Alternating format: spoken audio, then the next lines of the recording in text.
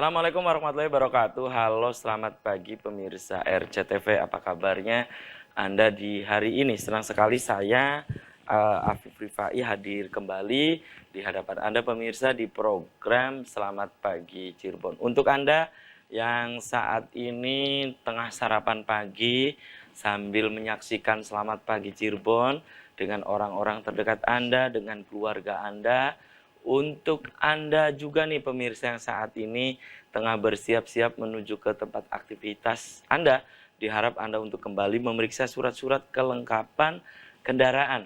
Apakah sudah lengkap atau belum? Kemudian dimohon Anda untuk tidak ugal-ugalan dalam mengendarai roda 2 maupun roda 4 karena suasana jalan saat ini pemirsa untuk menuju ke tempat aktivitas Anda pemirsa ada yang ramai lancar, padat merayap dan macet. Jangan lupa tetap mematuhi peraturan berlalu lintas dan jangan lupa pemirsa saat Anda mengendarai kendaraan Anda, ponsel Anda ada yang ingin berkomunikasi, diharap Anda untuk tidak mengangkat ponsel ya karena itu sangat berbahaya dan kecelakaan berawal dari pelanggaran. Dan pemirsa berita-berita apa saja yang disajikan baik di koran Juara, koran Radar Cirebon dan koran politik terbesar di Jawa Barat yaitu koran Rakyat Cirebon. Halaman demi halaman di kedua koran tersebut Anda harus baca agar tidak ketinggalan dan kehilangan informasi tentunya.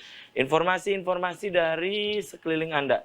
Ciayu Majakuning, Jawa Barat, nasional bahkan internasional, semua juga disajikan secara lengkap dan menarik. Jemari Anda cukup mengklik ke Radar Cirebon Online atau radarcirebon.com. Pemirsa di edisi pagi hari ini yang nanti kita akan diskusikan, kita akan obrolkan berkaitan dengan penerapan kurikulum merdeka di sekolah. Nah ini pemirsa tentang kurikulum merdeka. Tentu Anda di rumah juga bertanya-tanya, apa yang dimaksud dengan kurikulum merdeka?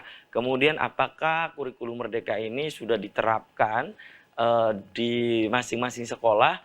Kemudian apa yang menjadi pembeda antara kurikulum merdeka dengan kurikulum sebelumnya? Nanti kita akan bahas di pagi hari ini pemirsa dan narasumbernya nanti akan saya kenalkan. Dan saya baca dulu berita dari halaman utama atau di headline koran Juara.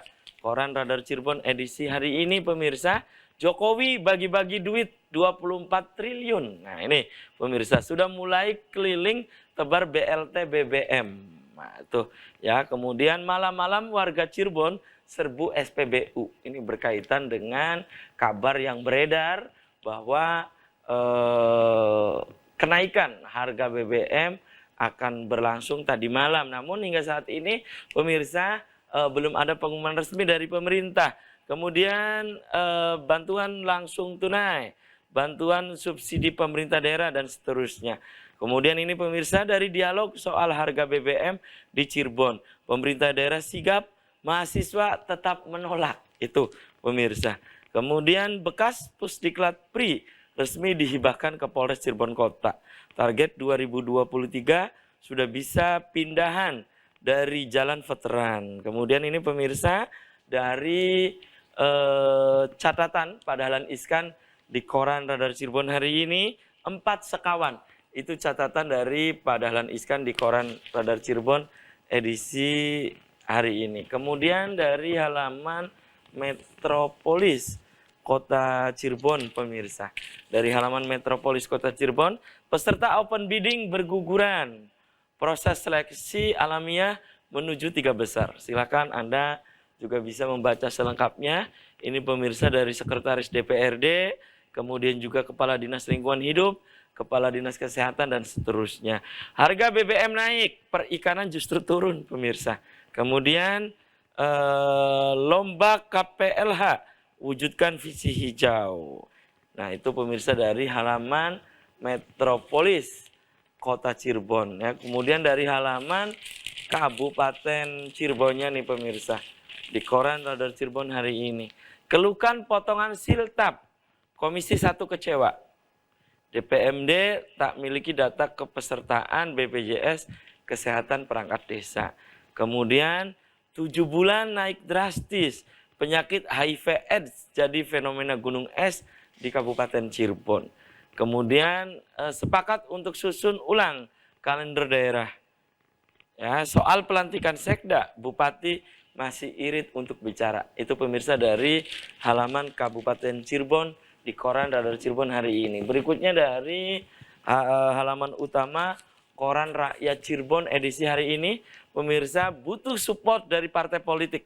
KPU roadshow ke partai politik calon peserta pemilu.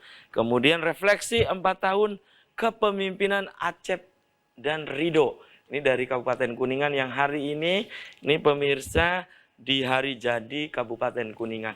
Itu pemirsa berita-berita yang disajikan baik di koran Radar Cirebon dan koran Rakyat Cirebon edisi hari ini. Dan untuk Anda yang ingin berlangganan kedua koran tersebut, Anda bisa datang langsung ke Graha Pena Radar Cirebon di Jalan Perjuangan nomor 9 Kota Cirebon. Dan pemirsa, di edisi pagi hari ini yang kita nanti akan diskusikan, itu topiknya penerapan kurikulum merdeka di sekolah. Di sebelah saya, ini pemirsa ada praktisi pendidikan dan juga staf pengajar di SMKN 1 Cirebon. Pemirsa ada Kang Dadang Rohimat, SPD. Selamat pagi Kang Dadang. Assalamualaikum. Kang. Waalaikumsalam warahmatullahi Apa kabarnya Kang Dadang? Alhamdulillah sehat. Oh, oke, kok pakaiannya begini Kang? Iya betul Kang. Iya. Jadi untuk ASN di Jawa Barat, kita ada pengaturan penggunaan pakaian gitu ya. Untuk hari Kamis ini kita pakaian seragamnya adalah menggunakan pakaian adat. Oh, pakaian adat. Jadi setiap seminggu sekali? Iya. Di hari Kamis? Setiap Kamis. Ini di seluruh Jawa Barat ya, berarti? Bukan hanya di Jawa Barat. Iya, bukan hanya... Ya, karena kita kan sekarang SMA, SMK di bawah kemenangannya Provinsi Jawa Barat. Jawa Barat gitu ya. Jadi, ASN Jawa Barat setiap hari Kamis menggunakan baju daerah. Oh, ya, gitu ya. ya. Daerah Jawa Barat ya. Iya, daerah Jawa Barat. Mungkin Cirebon sekali kita. Oke. Saya kira ini cuma di tempat Kang Dadang mengajar saja ya. Tidak. Berarti di seluruh Jawa Barat. Ya, Oke, Kang Dadang. Terima kasih nih sudah menyempatkan hadir di Selamat Pagi Cirebon ya. Kang Dadang, ini berkaitan dengan kurikulum merdeka ya. Apa sih yang dimaksud dengan kurikulum merdeka gitu, Kang Dadang? Oke. Baik, terima kasih Kang Afif atas kesempatannya. Mungkin sebelum menjawab apa sih kurikulum merdeka, kita perlu tahu dulu kurikulum itu apa gitu. Iya, kurikulum. Karena selama ini kita bicara kurikulum sampai kurikulum itu apa juga gitu ya. Iya kan, kurikulumnya bagaimana sih? Nah, gitu kan. Jadi sebelum kita membahas kurikulum merdeka yang sekarang sedang kita implementasikan di sekolah-sekolah. Iya, dan ini sedang hangat juga ya. Betul, kurikulum merdeka ini kan ada perubahan. Kurikulum merdeka, kampusnya kampus merdeka. Iya kan? Gurunya juga merdeka, anaknya juga merdeka belajar. Iya, merdeka belajar. Gurunya merdeka mengajar. Iya, gitu ya. Oke. Jadi mungkin saya akan sampaikan dulu berdasarkan Undang-Undang Nomor 20 Tahun 2003 tentang Sistem Pendidikan Nasional. Di sana dinyatakan bahwa yang dimaksud dengan kurikulum adalah seperangkat rencana dan pengaturan mengenai tujuan, isi, dan bahan pelajaran, serta cara yang digunakan sebagai pedoman penyelenggaraan kegiatan pembelajaran untuk mencapai tujuan pendidikan tertentu. Nah, apa sih kurikulum merdeka? Kurikulum merdeka ini adalah kurikulum yang bertujuan untuk mengasah minat dan bakat anak sejak dini, gitu. Dengan berfokus pada materi esensial, pengembangan karakter dan kompetensi peserta didik. Jadi muatannya ada di poin itu. Jadi yang pertama adalah bagaimana sekolah, gitu ya, satuan pendidikan untuk bisa mengasah minat dan bakat yang ada pada peserta didik. Gitu. Kemudian fokus pada materi esensial. Nanti akan saya jelaskan bagaimana materi esensial itu. Materi esensial. Dan yang paling penting lagi di sini adanya pengembangan karakter. Nah, ini ya, tentang pengembangan karakter nih, Kang. Dan kompetensinya jangan lupa gitu, kemampuan peserta didiknya. Itu mungkin, ya, Kang. Tentang kurikulum merdeka gitu ya. Dan kurikulum merdeka yang saat ini banyak ya sudah diterapkan nih Kang ya. Ini sejak kapan sih adanya kurikulum merdeka di kita itu Kang gitu? Oke. Sebetulnya kurikulum merdeka ini sudah dilaksanakan sebagai prototipenya ya, sebagai awalannya atau pilot projectnya itu di 901 SMK Pusat Keunggulan sejak tahun pelajaran 2021-2022. Berarti tahun kemarin. Tahun kemarin itu sudah dilaksanakan. Dan melihat dari keberhasilan itu, maka Kementerian Pendidikan Kebudayaan Ristek dan Teknologi Republik Indonesia mencanangkan di tahun ini bahwa di semua sekolah begitu ya di diusung untuk menerapkan implementasi kurikulum Merdeka gitu ya. Dan sebetulnya kurikulum ini juga belum diberlakukan secara secara umum di semua jenjang ya, Mas. Iya, di semua jenjang dan di semua sekolah. Iya. Kenapa gitu? Karena di sini ada 3 pilihan sebenarnya pemerintah di tahun ini memberikan 3 opsi gitu ya kepada satuan pendidikan untuk menerapkan kurikulum merdeka gitu. Nah, untuk SMK 1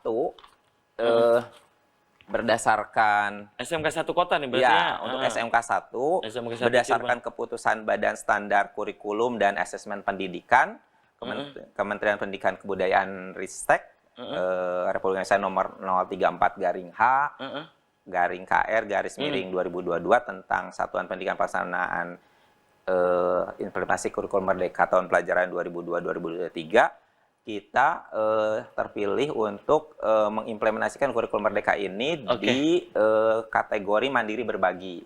Jadi ada 3 sebenarnya Kang di tahun ini tuh. Jadi ada yang menggunakan mandiri belajar, mandiri ada berbagi, yang menggunakan mandiri berubah, dan ada yang menggunakan mandiri berbagi. Oh, gitu ya. Oke, tahan dulu ya. Siap. Mengapa nih Kang Dadang setiap sekolah tidak semua menerapkan kurikulum merdeka ya? Itu tadi. Betul. Ya. Kenapa gitu ya? Ini salah satunya kalau di Cirebon kan di SMK 1, SMKN 1 Cirebon. Kenapa semua sekolah baik negeri swasta gitu kan tidak atau belum menggunakan kurikulum merdeka? Kok pilih-pilih kenapa? Tapi tahan dulu nih. Siap. Kang Dadang dan pemirsa, selamat pagi Cirebon akan segera kembali tetap di RCTV.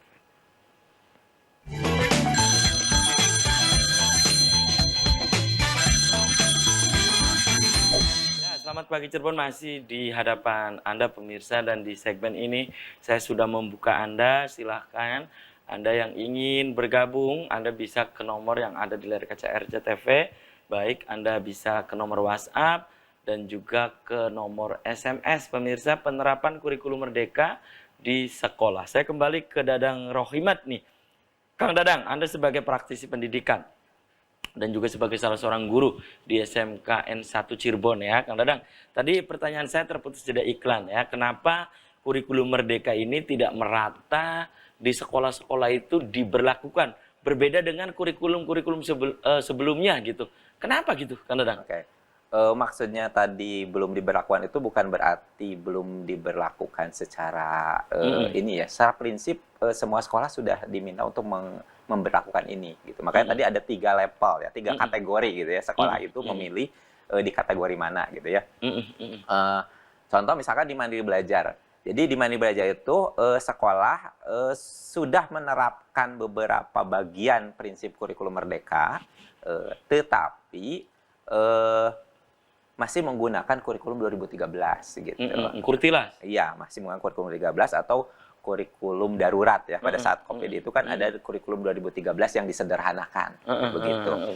Nah, sedangkan untuk yang kategori 2 yaitu mandiri berubah sudah menerapkan kurikulum merdeka, tetapi sekolah masih menggunakan perangkat ajar yang disediakan oleh kementerian yang bisa diunduh di platform Merdeka Mengajar gitu. Nah, sedangkan untuk yang Merdeka Berbagi seperti sekolah kami itu adalah yang sudah benar-benar menerapkan kurikulum merdeka dan melakukan pengembangan secara mandiri perangkat pembelajarannya. Maksudnya begitu. Mandiri? Jadi kan merdeka di sana di situ tuh. Mandiri, merdekanya ya? Di sana tuh karena tidak ketergantungan. Tidak tergantung gitu. Sekolah diberikan keleluasaan untuk mengembangkan perangkatnya gitu. Bedanya dengan di kurikulum 13 tadi mungkin pertanyaan awal nyambung ke sana. Bedanya kalau di kurikulum 13 itu kan perangkatnya sudah disiapkan oleh pemerintah. Kita tinggal menjalankan di satuan pendidikan. Tapi kalau sekarang sekolah diberikan keleluasaan untuk mengembangkan itu. Dengan tadi memperhatikan minat bakat siswanya, kemudian potensi yang ada, begitu, karakteristik sekolah, kemudian lokal juga diperhatikan. Lokal juga, tetap ya? Dalam isinya, tadi kan kurikulum itu adalah kan seperangkat rencana yang di Iya, dalamnya iya. akan mengatur tentang isi. Nah, isinya itu kembali nanti di setiap sekolah itu akan ada perbedaan. Karena tadi ada melihat minat bakat siswanya, karakteristik siswanya, gitu, karakteristik sekolahnya, kemudian potensi yang ada di sekolah, kearifan lokal di Iya. setiap daerah kan berbeda-beda. Berbeda gitu ya. Itu yang merdekanya itu di sana. Termasuk pendidikan karakter juga di dalamnya ada. Betul. Sebetulnya sih kalau pendidikan karakter ini kan sudah diusung dari kurikulum 2013 Oh, juga sudah ada sebenarnya. Jadi ya. kurikulum merdeka ini juga sebetulnya adalah bagian dari penguatan sebetulnya dari Bagian, kurikulum 2013, tidak merubah 100% sebetulnya, iya, tidak iya, gitu. iya, iya. Hanya pada bagian-bagian tertentu tadi klausulnya adalah di kurikulum mereka itu yang disampaikan di sekolah atau di sana mereka itu adalah materi-materi yang esensial. Kemudian yang kedua adalah tadi Baik. adanya kebebasan sekolah, guru gitu untuk mengembangkan perangkat ajar. Oke, dan apa yang membedakan kurikulum merdeka saat ini gitu ya dengan kurikulum sebelumnya gitu Kang Dadang? Apa yang membedakan? Ya, sebenarnya tadi dari caranya sekarang. Dari Kak. cara? Dari caranya. Cara gimana Jadi maksudnya nih? kalau dulu itu kan kalau kurikulum 2013 itu kan kita pendekatannya lebih kepada pendekatan saintifik istilahnya. Ya, tapi fokusnya tetap pada siswa, student center. Sebenarnya sudah beralih. Kalau dulu kurikulum Dharma itu kan teacher ya. pusat pembelajarannya di guru, Ya, teacher teacher center. center. Nah, kalau bergeser di KTSP ya kurikulum tingkat satuan pendidikan 2004, kemudian 2013 itu student center gitu. Sekarang juga sama, fokusnya pada siswa gitu. Hanya sekarang di kurikulum merdeka itu penekanannya lebih pada tadi karakter dan keterampilan. Karakter dan keterampilan. Misalnya gitu Kang Dadang. Contohnya gini, di struktur kurikulum SMK ya. Kalau SMK itu dekat banget ya dengan yang namanya keterampilan, termasuk di SMK 1. Iya, di SMK Jadi, 1 kota. Kalau di kurikulum 2013, muatannya itu ada 3, Kang. Ada muatan nasional, terdiri dari 7 mapel. Kemudian muatan kewilayahan, ada 3 mapel. Dan muatan peminatan kejuruannya ada 11 mapel. Nah, tetapi untuk di kurikulum mereka hanya 2, Kang. Disederhanakan tadi. Dari 7 itu? Dari 3 itu jadi 2. Dari 3 itu, dari 3 kelompok itu jadi 2 kelompok, Kang. Disederhanakan jadi, ya disederhanakan. Karena tadi esensi gitu. Lebih melihat esensinya gitu. Tidak banyak ini, tapi esensinya. Jadi esensinya itu hanya ada 2 mata pelajaran umum, hanya 7 mapel, dan mata pelajaran kejuruan 9 mapel.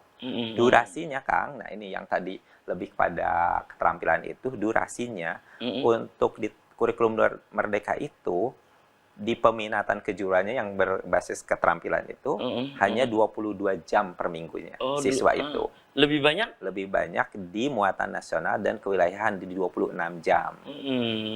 Jumlahnya seminggu 48 jam kan kita belajar itu.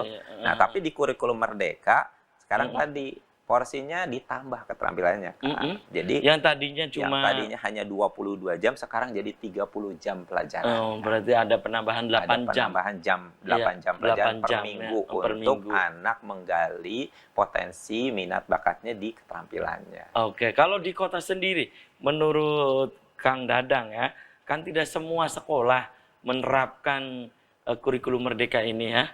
Maksudnya yang tadi hanya ada prinsip-prinsipnya saja gitu ya. Nah, kalau di kota ini semua SMA, SMK juga menerapkan demikian.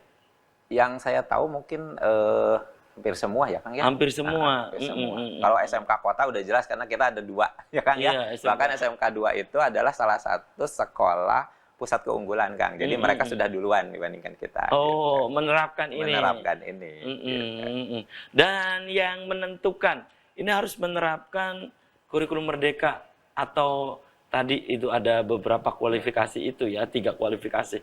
Itu siapa yang ini, Kang? Sekolah mengajukan, Kang. Oh, mengajukan. Jadi sekolah mengajukan, kita mengisi. Mengajukan ke kementerian. Okay.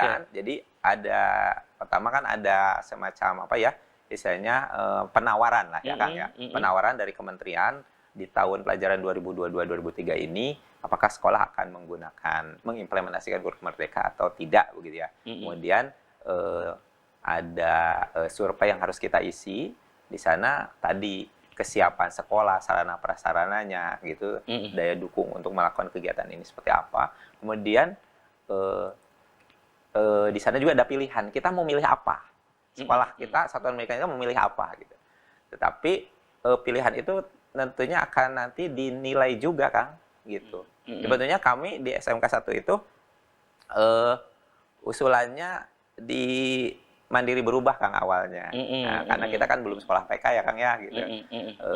Tetapi memang kita adalah sekolah besar gitu. Secara potensi kita memang luar biasa, Kang, ya gitu. Sehingga setelah mengisi survei ternyata pemerintah mempercayakan kita untuk menggunakan mandiri berbagi di level yang tadi, yang memang level yang nantinya di semua sekolah gitu ya, di tahun 2024 itu akan melaksanakan implementasi ini. Oh gitu ya. Jadi sama sih sebetulnya, Kang, 2013 juga tidak serentak semua sekolah langsung pada saat itu. Kita dulu bertahap, 2013 bertahap. Kita dulu 2013 adalah pilot project-nya. Gitu. Jadi ya paling tidak kan tadi sekarang itu di kami pun juga di SMK 1 itu hanya diberlakukan untuk kelas 10, Kang. Untuk kelas 10 gitu. Iya, diberlakukan kurikulum merdeka. Kurikulum merdeka itu hanya untuk kelas 10, Kang. Jadi untuk kelas 11, kelas 12 dan kebetulan di kami itu ada kelas 13 ya, Kang, ya. Satu kelas itu di TOI itu masih menggunakan kurikulum 2013, Kang. Tapi tadi kan sebetulnya sebetulnya kan secara isi sih masih kita menguatkan si kurikulum 2013 gitu. Hanya tadi di kontennya gitu ya, di materinya gitu kita lebih milih yang esensi. Itu gitu. ya, baik. Ada yang bilang begini, Kang Dadang ya, ganti lagi kurikulum gitu kan. Menurut Kang Dadang sebagai praktisi pendidikan dan juga staf pengajar di SMKN 1 Cirebon gitu ya, dengan adanya kurikulum merdeka ini, menurut Kang Dadang ini berat nggak sih gitu, Kang? Kurikulum ini ketika diterapkan berat nggak? Ya, pertama begini, yang namanya kurikulum itu sifatnya memang harus dinamis, Kang. Betul. Harus dinamis, harus mengikuti. Ini kan tentang relevansinya. Betul, ya? harus mengikuti zamannya. Betul. Bang, ya. Karena bahkan yang sedang kita bicarakan hari ini adalah untuk menyiapkan generasi kita di 10 tahun ke depan sebetulnya. Bukan untuk saat ini sebetulnya gitu. Jadi kalau saya mungkin lebih kepada ya kita harus terbuka, Kang, gitu terhadap perubahan. Tidak melihat bahwa ada jargon bahwa setiap ganti menteri ganti kebijakan gitu ya. Bukan sebetulnya. Ganti menteri ganti kurikulum, ganti menteri ganti kebijakan. Tadi kurikulum itu sifatnya harus dinamis, kemudian juga harus memperhatikan kebutuhan. Ya. Dan inilah kurikulum merdeka ini kenapa digagas, karena dalam rangka pemulihan ketertinggalan pembelajaran, Kang, ketika masa pandemi gitu. Kan ada istilah learning loss gitu ya. Learning loss. Learning loss itu gitu ya. Jadi pemerintah menggagas bahwa memang saat ini diperlukan kurikulum yang tadi memperhatikan prinsip diversifikasi, kondisi satuan pendidikan, potensi daerah dan lain sebagainya. Relevansi dan juga kebutuhan. Betul. Itu kata kuncinya. Tapi tahan dulu nih, Siap. Kang Dadang Rohimat dan pemirsa, selamat pagi Cirebon akan segera kembali tetap di RCTV.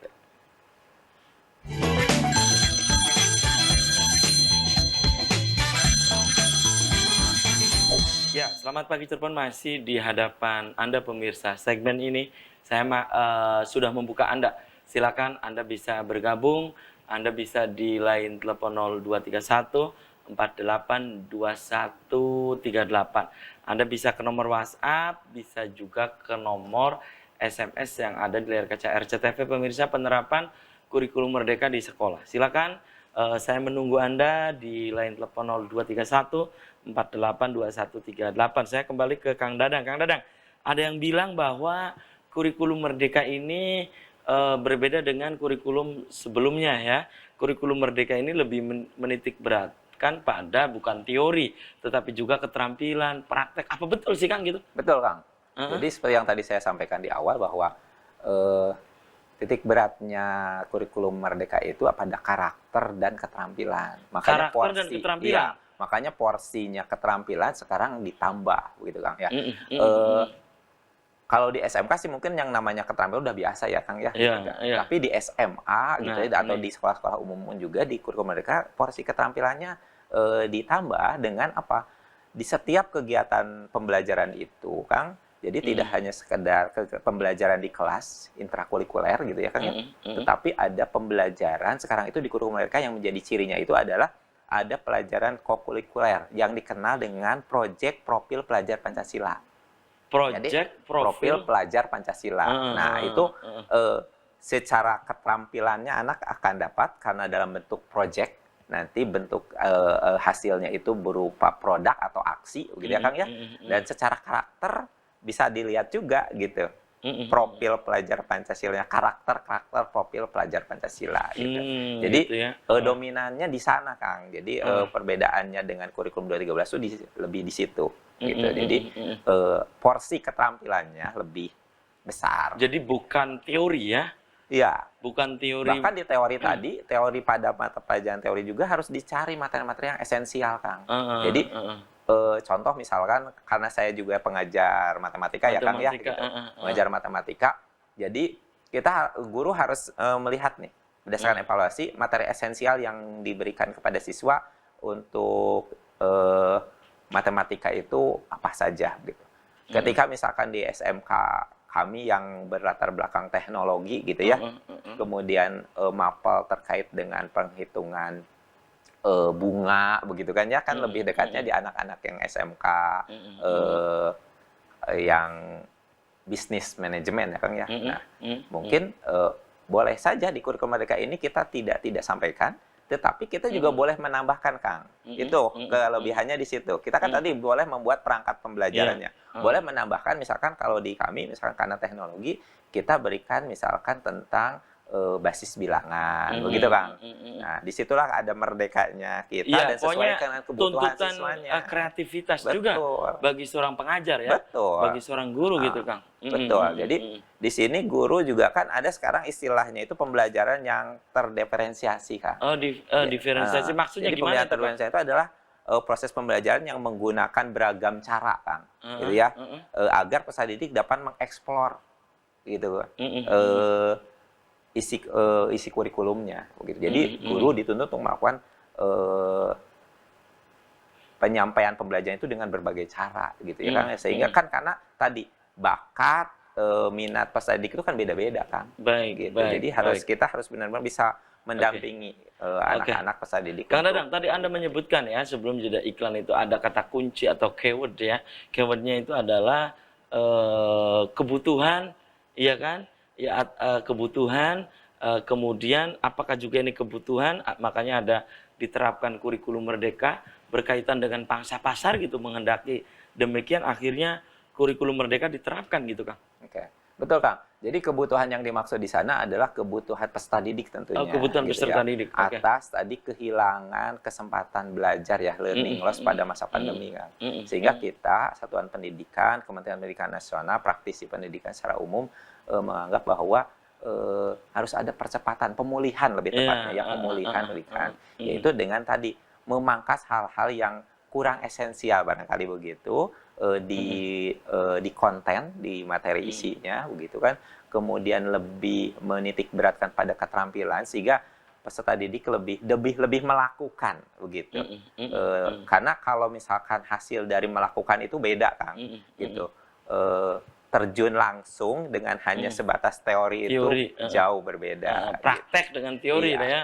Dan yang memang kita terutama di sekolah SMK yang harus menyiapkan peserta didik itu sesuai dengan kebutuhan pasar Kang, kebutuhan industri. Oke. Gitu. Dan industri kan mengharapkan anak-anaknya yang mahir dalam keterampilannya, bukan yang hanya teoretik saja. Ini kalau berkaitan dengan kebutuhan, kemudian juga keterampilan, dikaitkan dengan kebutuhan pasar, saya ingat tentang pendidikan vokasi nih ya. Ini ada kaitannya nggak? Ada benang merah nggak? Kurikulum Merdeka dan pendidikan vokasi Kang? Ya kalau di SMK sih jelas ya Kang ya. Ya jelas gitu. Jadi karena muaranya pada keterampilan gitu dan itu tuntutan dari sebuah sekolah vokasi gitu ya, memang itu mutlak kan kalau di kami. Gitu ya. Jadi ini berkaitan erat banget gitu Betul, ya. betul. Berkaitan erat sekali antara kurikulum merdeka dengan pendidikan vokasi. Ini bisa dilihat dari mana Kak? Gitu Kang. Kalau ini dikatakan bahwa ini berkaitan erat sekali gitu Mas Hafif. Ini di sisi mananya gitu? Tadi Kang, jadi di sisi bahwa setiap siswa itu harus dikembangkan dalam keterampilannya, gitu Kang. Karena kan tadi eh, melakukan jauh lebih efektif gitu ya Kang ya, daripada hanya sekedar teori-teori saja. Gitu. Sehingga tadi di pembelajaran kurikulum merdeka itu ada yang dikenal dengan profil pelajar Pancasila. Jadi banyak proyek Kang, gitu, banyak proyek-proyek. Jadi anak-anak harus bukan, jadi anak-anak bukan harus istilahnya dibimbing gitu ya, didampingi untuk melakukan berbagai proyek begitu. Tapi proyek di sana tidak hanya harus selalu berbentuk produk Kang, bisa saja berbentuk aksi begitu. Yang tadi menyisir karakter gitu ya. Ada 6 karakter yang dituntut dalam profil pelajar saya itu. Yang pertama tentunya beriman, bertakwa kepada Tuhan Yang Maha Esa, dan berakhlak mulia. Kemudian berkebinekaan global, gotong royong, mandiri, kreatif, kemudian bernalar kritis. Gitu.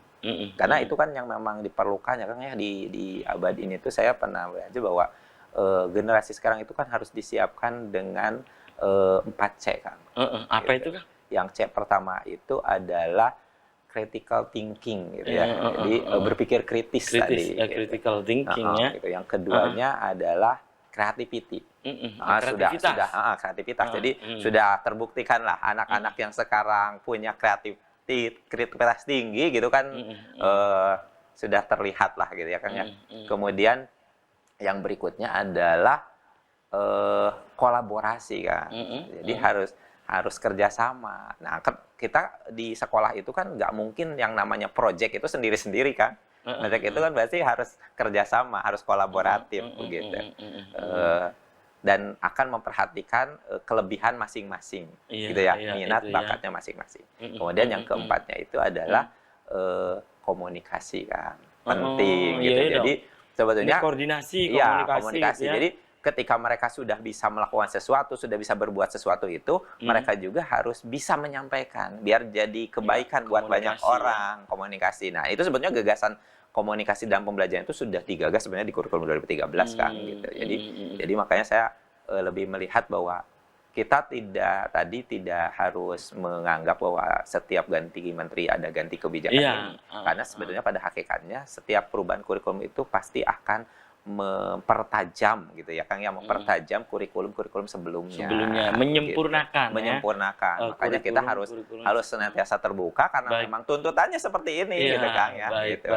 Dan setiap orang memang harus mau belajar. Kuncinya. Oke. Gitu. Dan Kang Dadang, apakah kurikulum merdeka ini juga diterapkan di sekolah-sekolah bukan hanya di SMK, SMA, namun juga di SMP dan juga di bawahnya gitu. Tapi tahan dulu nih. Siap. Kang Dadang dan pemirsa, selamat pagi. Cirebon akan segera kembali usai komersial break berikut ini.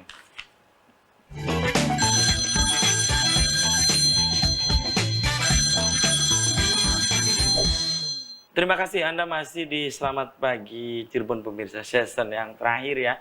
Saya masih membuka Anda pemirsa, silahkan Anda bisa untuk bergabung, berinteraktif langsung 0231 482138. Pemirsa juga bisa untuk berpendapat, beropini.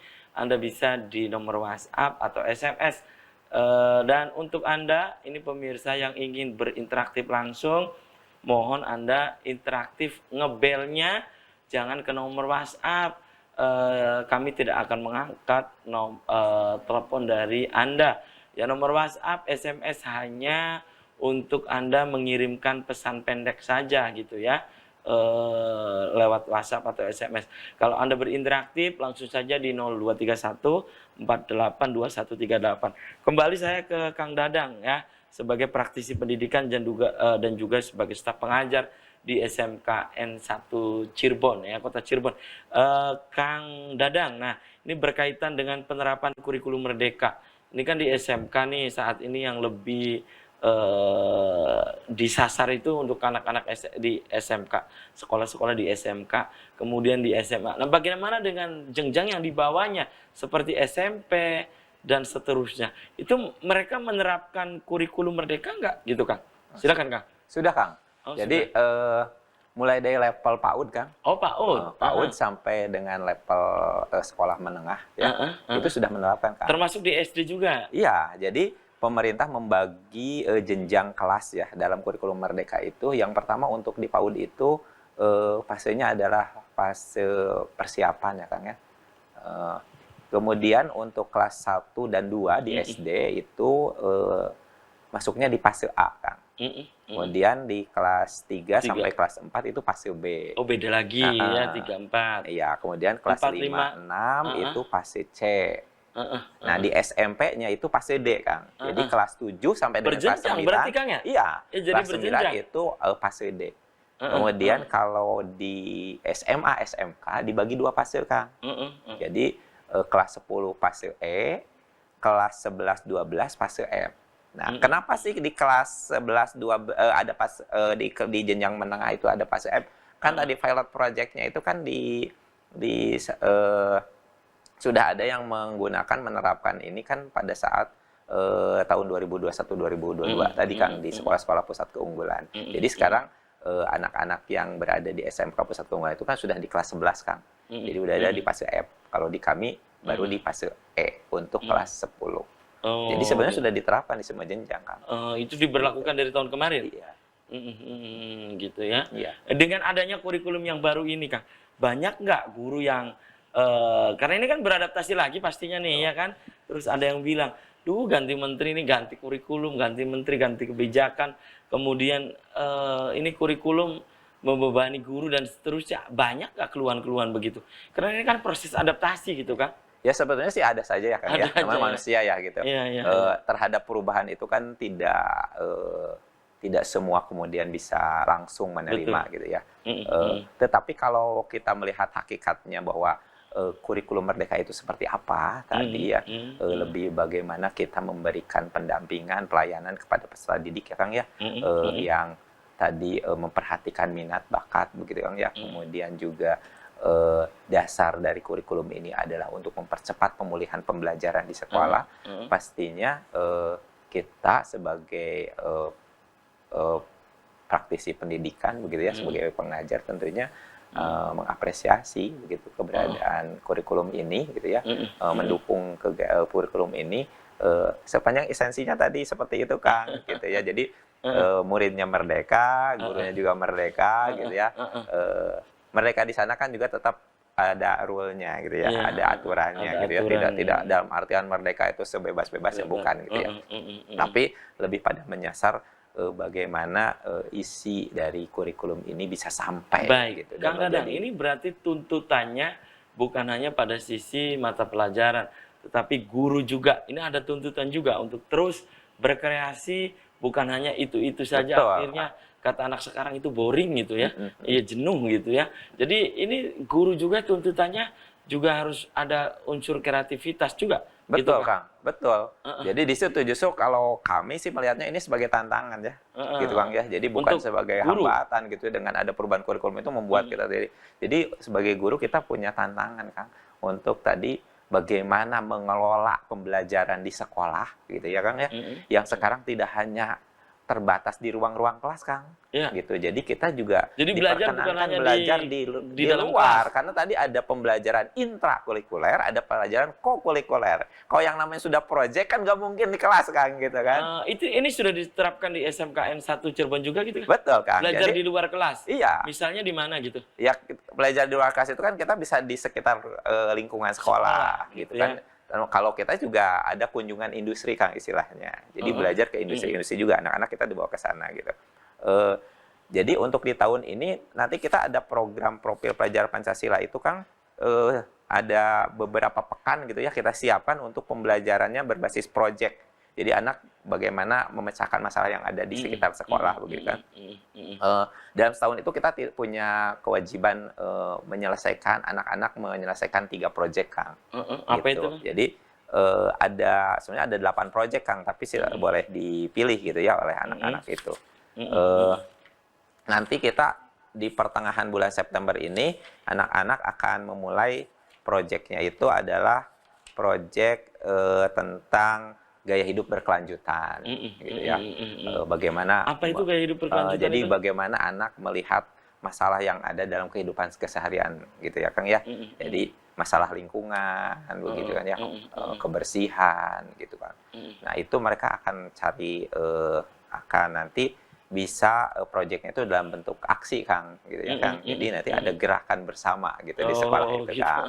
Seperti itu. Jadi jadi anak tidak belajarnya secara teoretik di kelas saja, tetapi lebih pada aplikatif, keterampilan di luar ruang kelas. Oh, di luar ruangan Betul, kelas. betul, Bisa Kang. ngobrol, bisa Iya, berdiskusi, diskusi gitu. guru bisa Dan- menyampaikan. Dan Begitu sekarang betul, itu. guru harus menjadi amongnya hanya- Kang. Jadi sebetulnya filosofinya kurikulum Merdeka ini juga merupakan filosofi dasar dari Ki Hajar Dewantara, Kang. Apa itu? Jadi prinsip among. Jadi Apa itu? prinsip guru mendampingi siswa dengan melihat karakteristik kembali lagi, dengan melihat kemampuan peserta didik, begitu Kang. Jadi dari dulu sebenarnya luar biasa kan Bapak pendidikan kita ya Kang ya. Jadi Iya. dalam mendampingi siswa memunculkan potensi yang ada itu, ya kita harus benar-benar mendampingi. Gitu. Jadi tidak melulu guru di dalam kelas mendikte, Betul. catat, kemudian menjelaskan. Betul. Jadi ini saat ini guru juga bisa untuk Udah harus jadinya Iya, semacam membawa fasilitator Kang. peserta didiknya keluar ya, maksudnya keluar kelas, Iya. di halaman, Iya, duduk, betul. melingkar, ngobrol Betul. begitu. Dan Baik. cara yang dilakukan seperti saya misalkan di matematika tidak yang membuat anak harus selalu jenuh ya Kang ya. Kita Iya. harus bagaimana anak sekarang itu kan lebih pembelajarannya harus game gitu ya Kang ya. Game, oke. Nah, bagaimana kita meramu Apalagi ini matematik gitu. ya, Iya. matematik keadaan sayang sekali nih. Kang Dadang Rohimat, usai sudah kebersamaan di Selamat Pagi Cirebon edisi pagi ini. Kang Dadang nanti kita bisa dilanjut, lain waktu, lain kesempatan tentu Siap. dengan tema yang berbeda. Kang Dadang, sebelum saya tutup, silakan closing statement, pesan Kang Dadang untuk pemirsa di rumah, untuk guru, untuk sekolah. Silakan. Nah, terima kasih Kang Habib. Jadi pada dasarnya bahwa kurikulum itu memang sifatnya harus dinamis ya Kang ya. Harus dinamis sehingga perubahan yang ada ya harus kita apresiasi begitu ya. Harus kita jalankan, harus kita ikuti. Karena kalau tadi kita paham akan prinsip-prinsipnya, ini justru akan membawa dampak baik begitu ya. Saya yakin dampak baik bagi generasi penerus kita gitu ya, anak-anak kita yang kita harus siapkan 10 tahun ke depan begitu ya, dengan tantangannya yang memang mungkin akan jauh lebih luar biasa dibandingkan dengan saat ini Kang. Oke, terima kasih nih Kang Dadang Rohimat sudah menyempatkan hadir di Selamat Pagi Cirebon. Dan pemirsa, demikian Selamat Pagi Cirebon edisi pagi ini, semoga bermanfaat. Terima kasih atas perhatian dan kebersamaan Anda. Akhirnya saya Afif Rifai dan kerabat kerja di pagi hari ini harus pamit undur diri. Sampai jumpa lagi besok. Wassalamualaikum warahmatullahi wabarakatuh.